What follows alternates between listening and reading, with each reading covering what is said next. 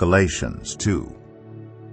Then after 14 years, I went up again to Jerusalem, this time with Barnabas. I took Titus along also.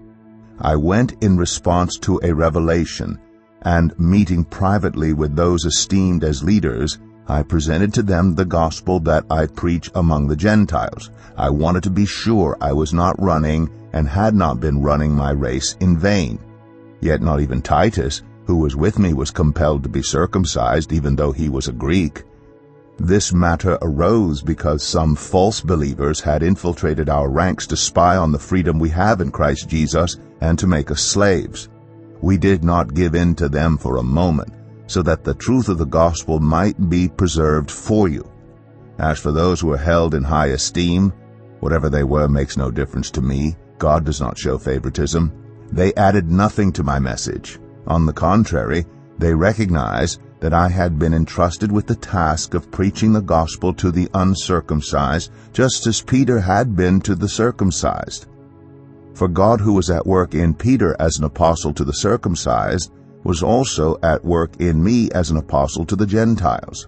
James, Cephas, and John, those esteemed as pillars, gave me and Barnabas the right hand of fellowship when they recognized the grace given to me. They agreed that we should go to the Gentiles and they to the circumcised. All they asked was that we should continue to remember the poor, the very thing I had been eager to do all along. When Cephas came to Antioch, I opposed him to his face, because he stood condemned. For before certain men came from James, he used to eat with the Gentiles.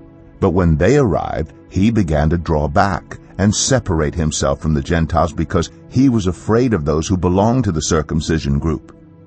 The other Jews joined him in his hypocrisy, so that by their hypocrisy even Barnabas was led astray.